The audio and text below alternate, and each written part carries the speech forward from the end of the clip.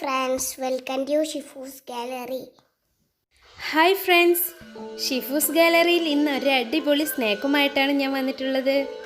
ഇഫ്താറിനൊക്കെ serve ചെയ്യാൻ പറ്റിയിട്ടുള്ള ഒരു അടിപൊളി സ്നാക്കാണിത്.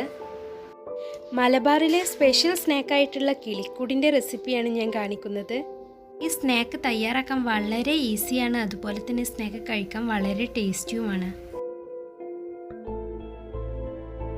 വീഡിയോയിലേക്ക് പോകുന്നതിന് മുമ്പേ നിങ്ങൾ എൻ്റെ ചാനൽ ആദ്യമായിട്ടാണ് കാണുന്നതെങ്കിൽ അല്ലെങ്കിൽ സബ്സ്ക്രൈബ് ചെയ്തിട്ടില്ലെങ്കിൽ ഒന്ന് സബ്സ്ക്രൈബ് ചെയ്യണേ.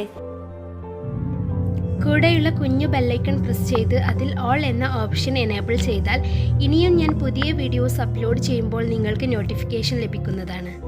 കിളിക്കൂട് തയ്യാറാക്കുന്നതിന് വേണ്ടി ഞാൻ 250 ഗ്രാം ബോൺലെസ് ചിക്കനാണ് എടുത്തിട്ടുള്ളത്. ഇതിലേക്ക് ആവശ്യത്തിന് ഉപ്പ്, 1/2 ടീസ്പൂൺ മഞ്ഞൾപ്പൊടി, 1 teaspoon red chilli powder, 1/2 teaspoon ginger garlic paste എന്നിവ ചേർത്ത് നന്നായിട്ടൊന്ന് മിക്സ് ചെയ്യാം. ഇനി ഈ ചിക്കൻ ഒരു കുക്കറിൽ 3 വിസിൽ വരെ വേവിച്ചിട്ട് ഒന്ന് മിക്സ് ചെയ്തെടുക്കാം.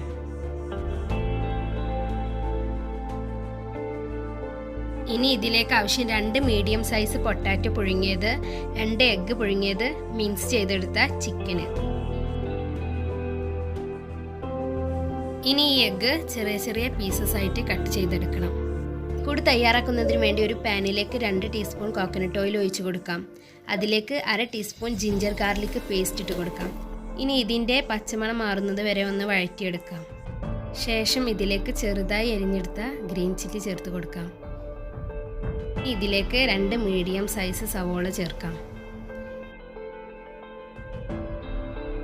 സവോള പെട്ടെന്ന് വഴന്ന് വരാൻ വേണ്ടി ഇതിലേക്ക് ആവശ്യത്തിന് ഉപ്പ് ചേർത്ത് ഒന്ന് അടച്ചു വെച്ച് വേവിക്കാം.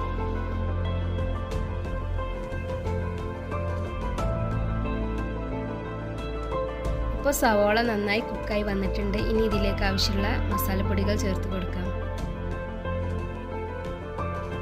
1/2 ടീസ്പൂൺ മഞ്ഞൾപ്പൊടി, 1 ടീസ്പൂൺ മുളക് പൊടി, 1/2 ടീസ്പൂൺ ചിക്കൻ മസാല, 1 ടീസ്പൂൺ മല്ലിപ്പൊടി എന്നിവ ചേർത്ത് നന്നായി ഒന്ന് മിക്സ് ചെയ്തെടുക്കാം.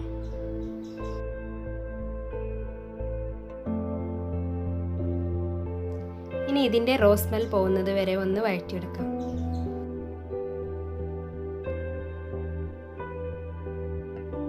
ഇതിലേക്ക് മിക്സ് ചെയ്തെടുത്തിട്ടുള്ള ചിക്കൻ ചേർത്ത് കൊടുക്കാം. മസാല നന്നായി മിക്സ് ചെയ്ത് യോജിപ്പിച്ചെടുക്കണം. ഇനി ഇതിലേക്ക് മാഷ് ചെയ്തെടുത്തിട്ടുള്ള പൊട്ടാറ്റോയും കൂടി ആഡ് ചെയ്യാം. ഇനി നന്നായി മിക്സ് ചെയ്തെടുക്കാം.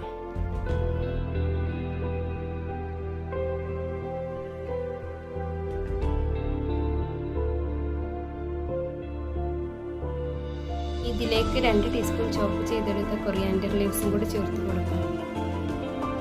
അപ്പോൾ കിളിക്കൂടിലേക്ക് ആവശ്യമായിട്ടുള്ള മസാല റെഡി ആയിട്ടുണ്ട്. ഇനി ഇത് തണുക്കുന്നത് വരെ ഒന്ന് വെയിറ്റ് ചെയ്യാം. ഇനി മസാല ഡിപ്പ് ചെയ്യാനുള്ള മിക്സ് റെഡിയാക്കി എടുക്കാം. 2 ടീസ്പൂൺ മൈദ 1/2 കപ്പ് വെള്ളത്തിൽ കട്ടയില്ലാതെ മിക്സ് ചെയ്തെടുക്കാം. ഇതിന് പകരം ബീറ്റ് ചെയ്തെടുത്ത മുട്ടയും ഉപയോഗിക്കാം. ഇനി മസാലയിൽ നിന്നും ചെറിയ ഒരു ബോൾ വലുപ്പത്തിൽ മസാല എടുത്ത് ചെറുതായി ഉരുട്ടിയതിൻ്റെ ശേഷം അതിൻ്റെ നടുവിൽ നേരത്തെ കട്ട് ചെയ്ത് വെച്ചിട്ടുള്ള എഗ്ഗ് പീസ് വെക്കാം. ശേഷം ഇത് നന്നായി ഒന്ന് ഉരുട്ടിയെടുക്കാം. ശേഷം ചെറുതായി ഒന്ന് പരത്തിയെടുക്കാം. ഇനി ഇത് നേരത്തെ റെഡിയാക്കി വെച്ച മൈദ മിക്സിൽ ഒന്ന് ഡിപ്പ് ചെയ്തെടുക്കാം. ശേഷം ഇത് സേമിയയിൽ ഒന്ന് കവർ ചെയ്തെടുക്കാം. സേമിയ ഇതിന്മേൽ നന്നായി പിടിക്കാൻ വേണ്ടി സേമിയയിൽ ഇതൊന്ന് ഉരുട്ടിയെടുത്ത ശേഷം ഒന്ന് പ്രസ് ചെയ്ത് കൊടുക്കാം.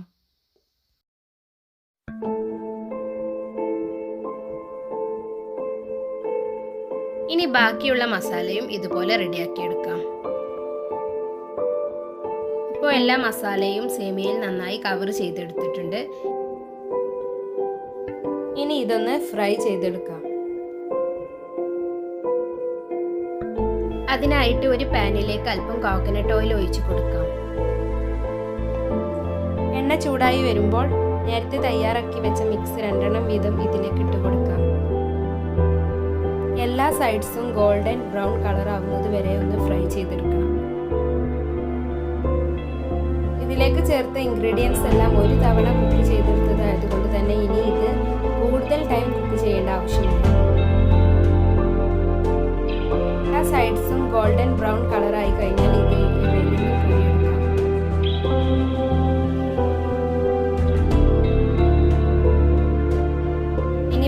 ബാക്കിയുള്ളതും ഇതുപോലെ ഫ്രൈ ചെയ്തെടുക്കാം.